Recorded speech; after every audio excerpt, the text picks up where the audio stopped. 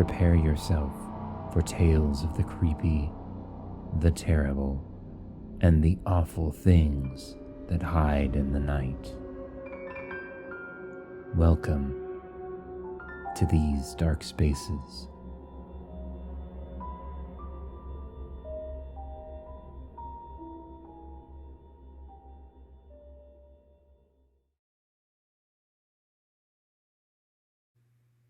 We all leave holes. Oliver and Sophie were supposed to be together forever. In sickness and in health, for better or for worse, they'd both said that day. It had been the happiest day of his life. It wasn't the perfect day. Plenty went wrong, of course, but none of that bothered either he or Sophie. They were lost in the magic of the day, a world where the two of them were the only two people in the world. They'd settled into married life easily, her moving into his place, selling the things they now had two of online. She'd done some updating, making their place look a bit less like the bachelor pad that Oliver had decorated himself. Days became weeks, weeks became months, and soon a year had passed. Sure, there'd been fights along the way, but as Sophie put it, a relationship can't grow without a little fuel. Nothing terrible or threatening to the marriage, of course. They both understood what needed to happen to be able to talk through the issues and come to a resolution.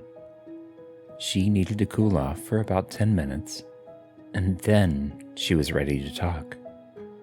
Oliver always wanted to just jump in, but realized it worked better when he waited. Then there was that night. It had been a big one that night.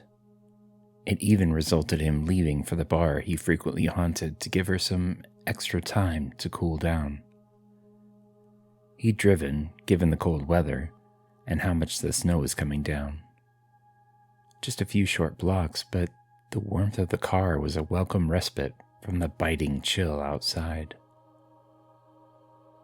He'd had enough time for about 2 beers before she texted. She was already walking down, him having told her where he was headed, and would be there in a few minutes. He'd finished off the last bit of his second when she walked in the door to the dark bar. Locating him, she came directly over. They embraced, and she whispered, "I'm so sorry," into his ear as he squeezed her tight. He let out a deep sigh. "I'm sorry too, it was so stupid." They separated and smiled. Oliver dropped some cash on the bar as he stood up, and they both moved to the exit. "Hand over the keys, babe," she said with a wry smile. "Soph, I'm fine, really. It's not too far, and the car is already set for me." She stopped and grabbed his arm. "Nope, sorry. Besides, your judgment is impaired. I saw the trash you were drinking." She held her hand out. She was always so judgmental about his choice in beers. Oliver sighed and dropped the keys into her open palm. They both climbed in, her adjusting the seat to accommodate her smaller stature. He glanced over at her and smiled.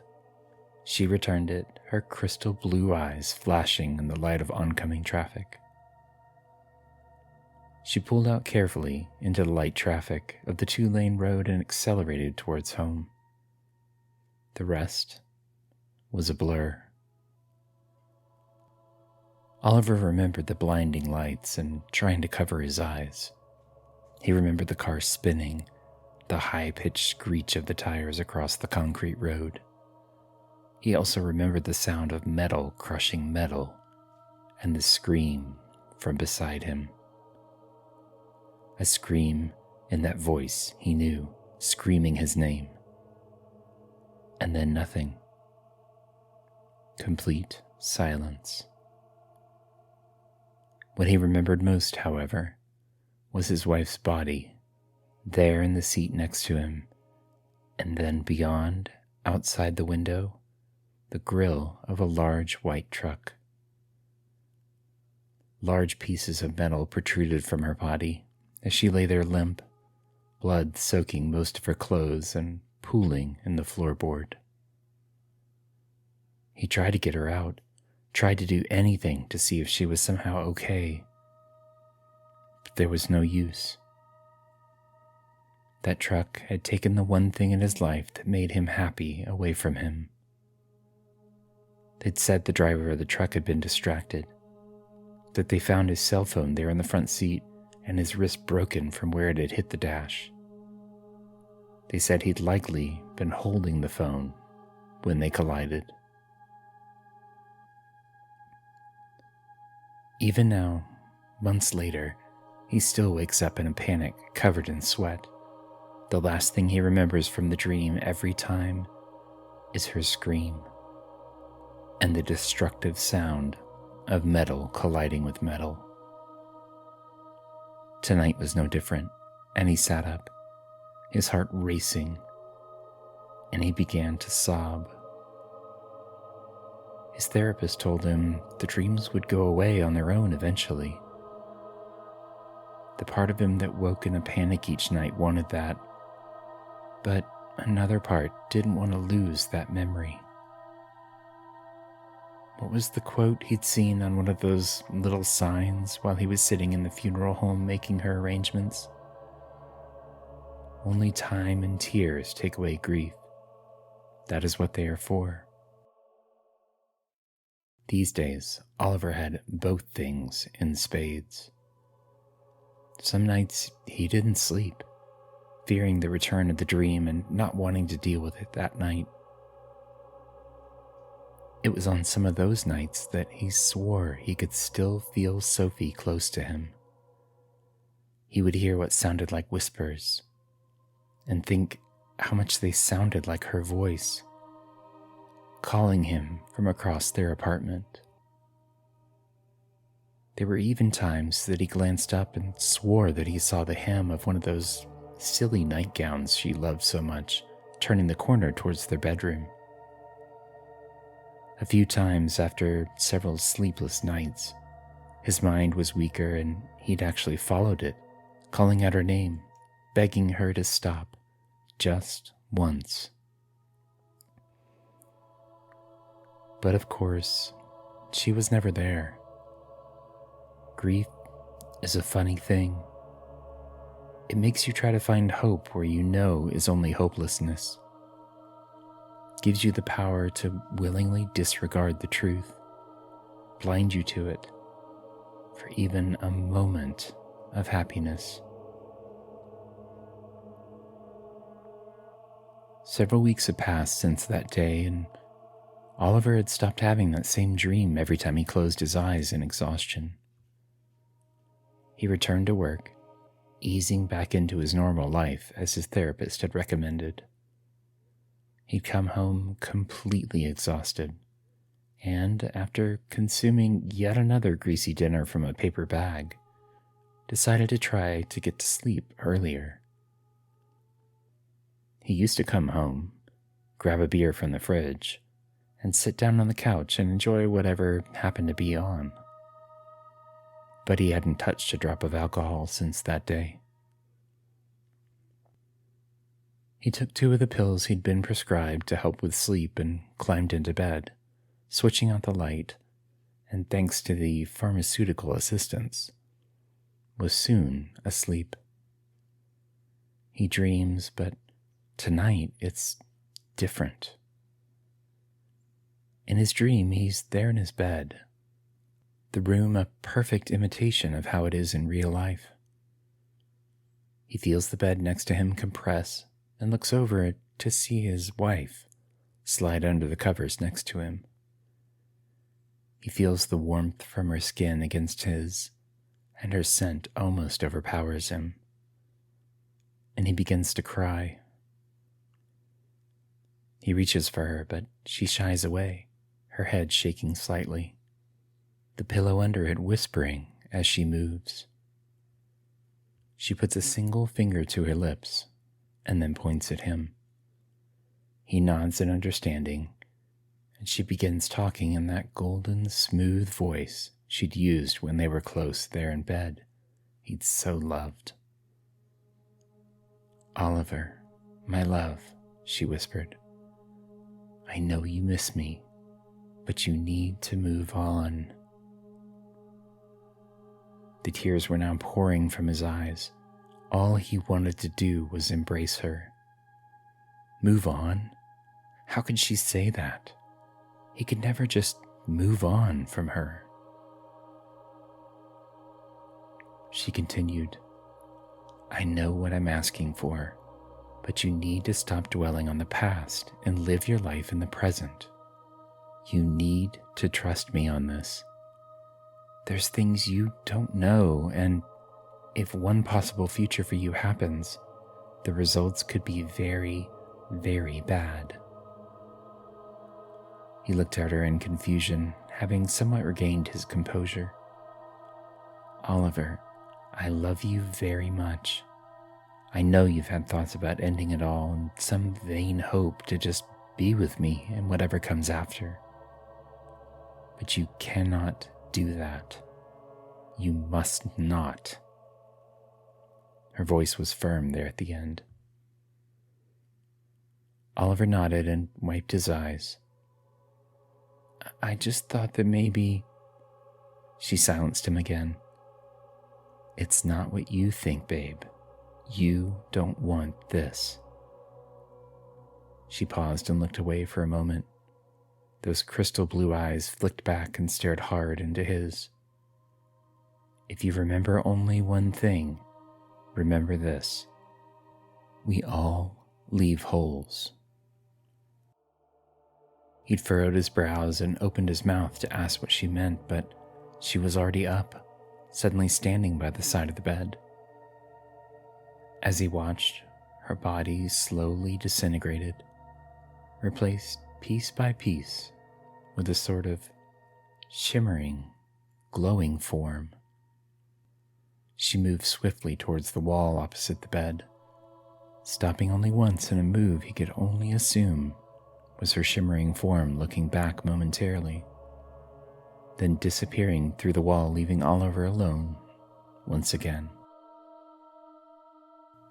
His eyes slowly opened, waking from the dream. There was no panic, not a drop of sweat. His pillow was wet with tears, but he'd almost expected that. He felt a sense of peace wash over him, and as the medicine took hold once again, he drifted off into a dreamless sleep. The next few days passed uneventfully.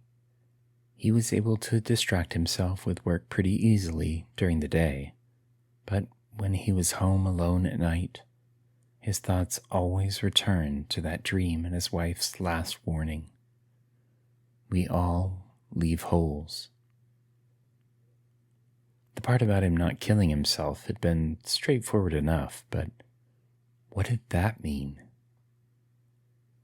Maybe it was just one of those dream things that your mind throws in randomly, a memory from some other time or place that didn't really make sense in the current dream. Maybe it was some movie line he'd heard and just not remembered.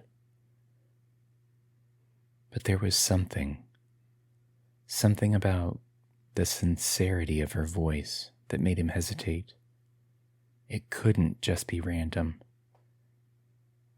It had been a few nights since he'd gotten good sleep since that dream, so he decided to try the medicine again, thinking maybe it was somehow clearing his mind enough to work through some issues. Who knows? Maybe he'd even get another visit from his wife. He downed the pills, brushed his teeth, and climbed into bed, switching out the light and plunging the room into complete darkness. That was one thing his wife had to get used to, sleeping without any light at all.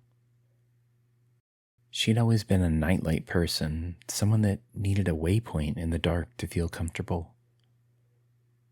But in the early days of their relationship, when he'd started staying over, he'd slept terribly with the light in the socket glaring at him all night. So she'd accommodated. It was a small thing after all. They both wanted the relationship to work. He'd responded in kind, changing his habit for leaving his clothes on the floor after he changed for bed, and instead dropping them consistently into the hamper. As he relaxed and felt the medicine take effect, Oliver's mind drifted. Scenes from their relationship drifted past, shadows of memories. That time he'd surprised her with tickets to the show she'd been wanting to see, when she'd been there when his mother had passed away, and, regrettably, the last fight they'd had. It was so petty. Just something about him leaving a few dishes in the sink, being disrespectful. But they'd worked it out. They always tried to work it out. Then, all around him was blackness. He floated there with nothing around him. No light, no sound, nothing. He'd made swimming motions to see if he could move around any, but the inky blackness refused, and he seemed to stay motionless. Then something caught his eye. Small at first, but slowly growing, was a shimmer, not unlike the one his wife had dissolved into that night in the dream. It continued to grow in size. No, grow closer. And he started to feel his skin prickle as it neared. Time stretched on as it continued its advance, neither speeding up or slowing down. It seemed like an eternity had passed before the thing arrived in front of him, stopping just out of arm's reach. He knew the shape. It was his wife. He even swore he heard her voice, just a tiny whisper near his ear. It shared the same cryptic message, stretching out each word. We all leave holes. He tried again to move towards the thing, desperately wanting to be with his wife again, wanting to hold her regardless of the form. But again, he sat there unmoved. The shimmer reached out what could only be an arm, begging for him to do the same, to take hers in his. But as he reached out, straining to cross the remaining few inches between them, the shimmer began to shake violently. Then, far in the distance, he heard it, the same scream of agony his wife had made that night. Oliver tensed and instinctively pulled back his hand, unsure what was happening. The shimmer began to collapse in on itself, a dark spot forming in the center and growing outwards, dimming the light that had once shone in the shape of his love. The dark spot pushed out, jetting amorphous appendages, and began to shine on its own. The surface of it rippled and shot out towards him once, then again, a loud thump, accompanying each. On the third time, the surface of the darkness parted, and a bony hand pierced through the surface.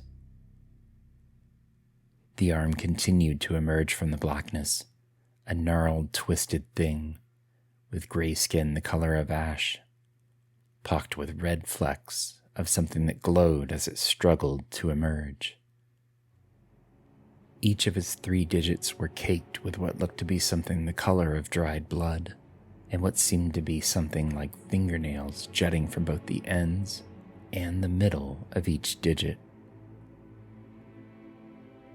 more of the creature emerged from the thing that could have been his wife.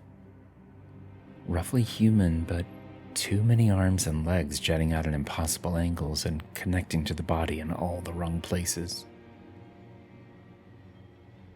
Each of them bent and flexed at impossible angles, the sound of bones cracking with each movement. What could only be its head emerged from the dark.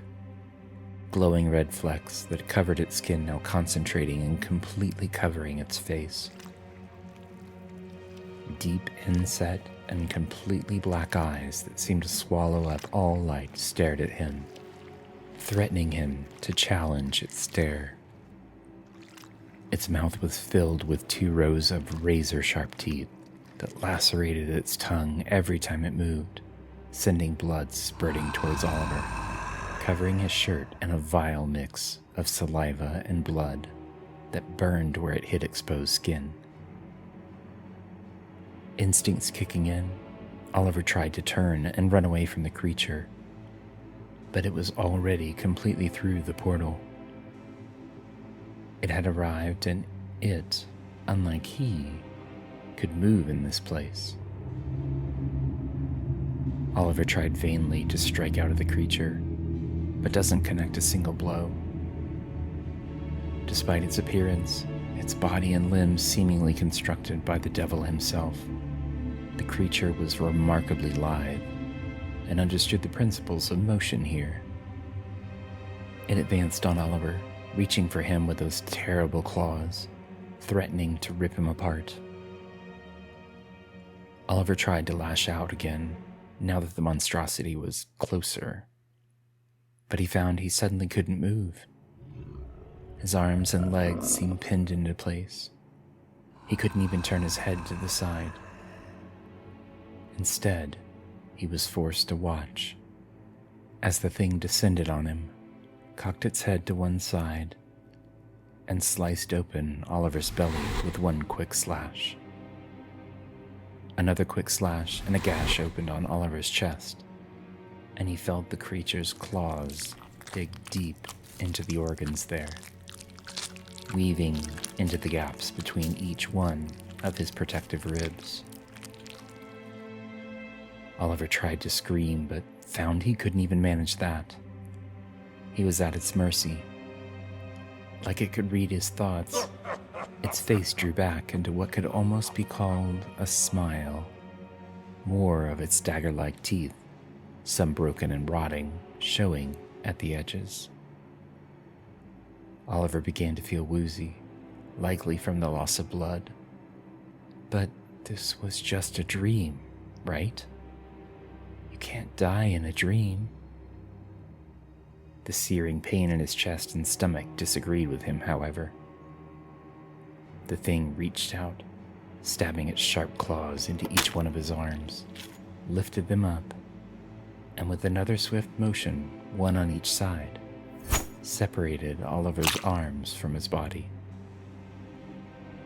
The blood flowed freely now, and the edges of Oliver's vision began to grow dim. It was not long now. The thing grew closer, just inches from his face, and the scent of burning sulfur completely overpowered Oliver.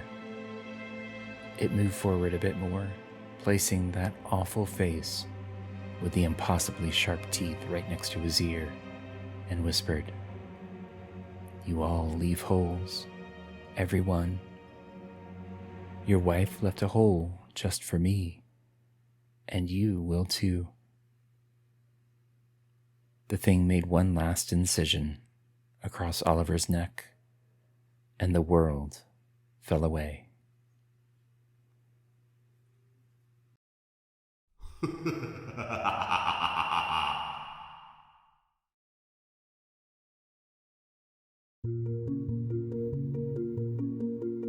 Thank you for listening to These Dark Spaces. We hope you enjoyed this story. You can find out more about us at thesedarkspaces.com or follow us on Twitter at thesedarkspaces. If you've enjoyed listening, please subscribe, rate, and leave a review on your favorite listening platform. Until we meet again, stay vigilant Keep your senses sharp and your mind open.